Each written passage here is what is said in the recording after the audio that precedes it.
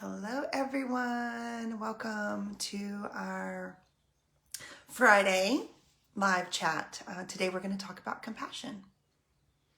I hope you're all doing well. Do my ritual celebratory drink of coffee, and let's.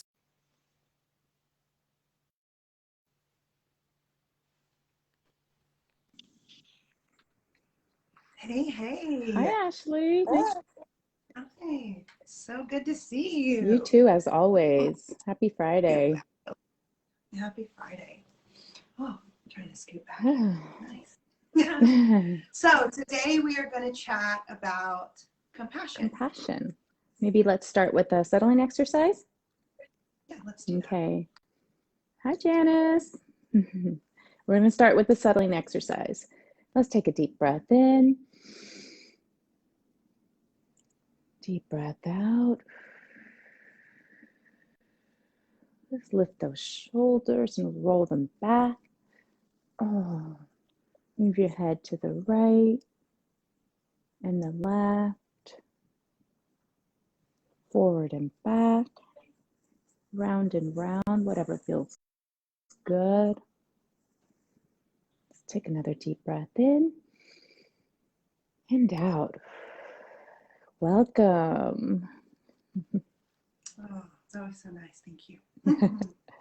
Well, happy Friday. Yes, happy Friday. So Ashley, tell me, what is compassion?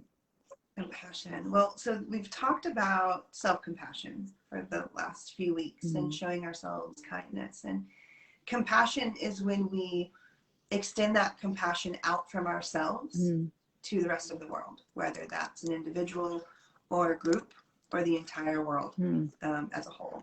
So it's really that outwardness, that the shared vulnerability of feeling and wanting to alleviate suffering of someone else. I really like that shared vulnerability concept because, you know, we have discussed self-compassion, how we should be compassionate with ourselves, but this becomes something external to us.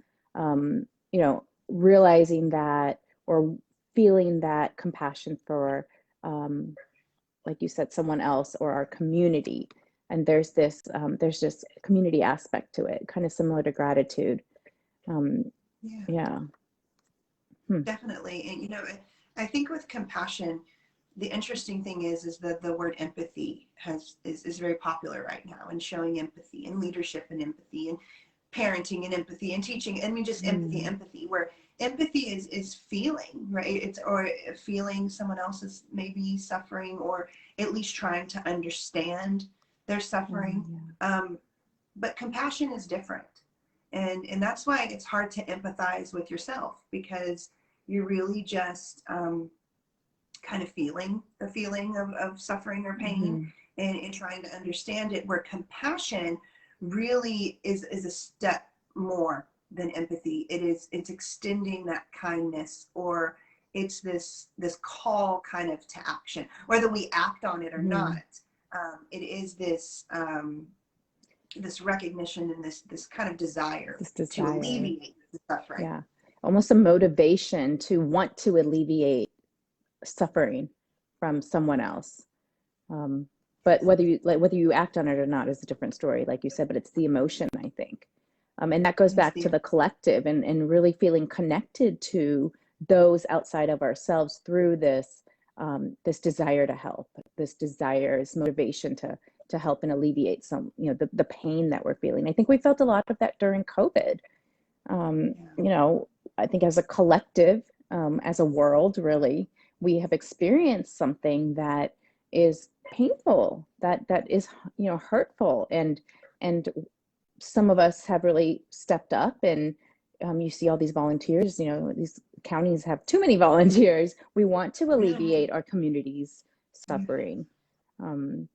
You know, and there's something beautiful about that.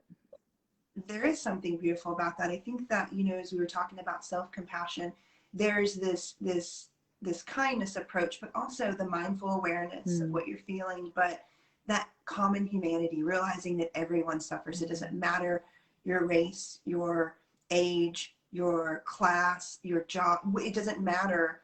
We all suffer to some degree, and it's not a competition. We're not trying to say who's suffering more. It's really just that recognition that we all do suffer, you know. And last week, Texas experienced some crazy weather, right? And, you know, the grids were off. Some grids were on, some were off. If you live by hospitals, maybe you were lucky to have your electricity on. There was the only thing that was common was that a lot of people were suffering. It didn't matter who you were, where you worked, any of those titles.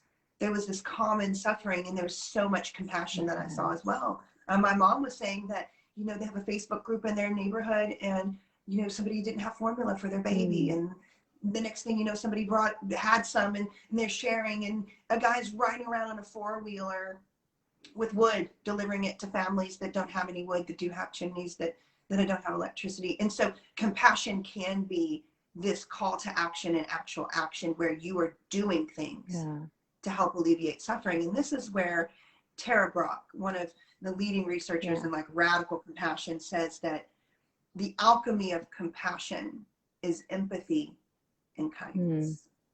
And I think that kind of sums it up the most. Empathy and kindness. Well, there's a lot of kindness going on in the world right now. You know, you did experience some in Texas, but I think, you know, we are collectively increasing our frequency level and starting to really be aware and help each other, which can be great. So let's, should we finish up with a meditation? Yes, we should. I'm excited about today's meditation, and it'll be a few minutes. So if you can all just find yourself in a comfortable position, feel free to sit. If you want to stand. If you're driving, don't close your eyes, keep them open. If you're lying down, just make sure you're comfortable yet alert. We can keep our eyes open. We can shut them. Or we can just keep a soft gaze downward. Just take a moment to bring the awareness to the breath and to the body.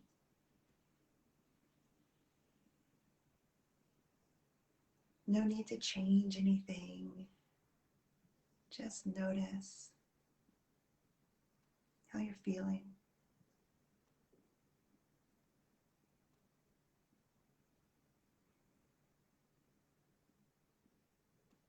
At any time during today's practice, you want to step away, feel free to do so. And just join us when you're ready. Rejoin us when you're ready. We're going to begin our meditation with just offering ourselves some kindness. And we may say to ourselves, may I be happy. May I be healthy and safe.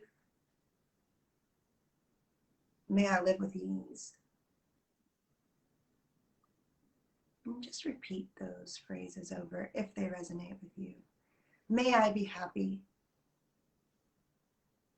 May I be safe and healthy. May I live with ease.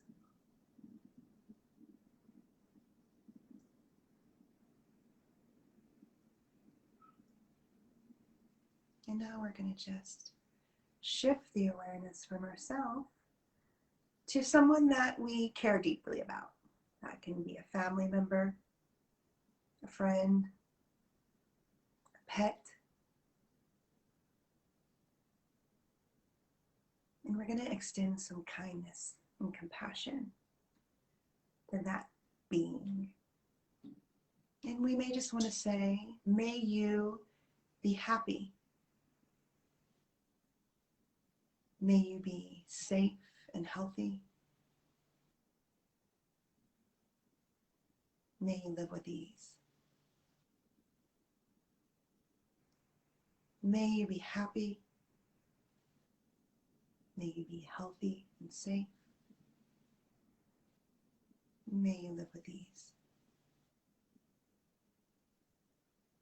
And just repeat those phrases a few times silently to yourself. And anytime we get distracted, just bring the awareness back to the breath and back to sending that kindness to that person or pet that we care deeply for.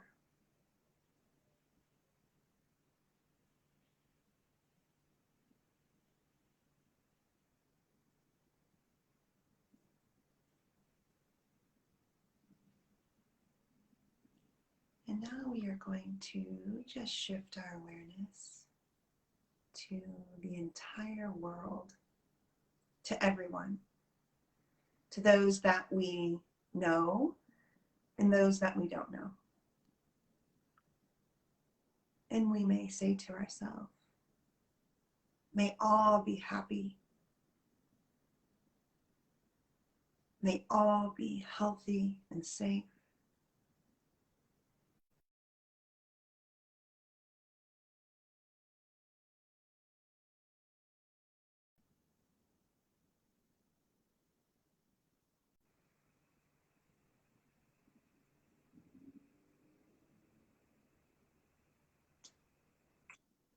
And just slowly bringing the awareness back to our bodies and our space in the room.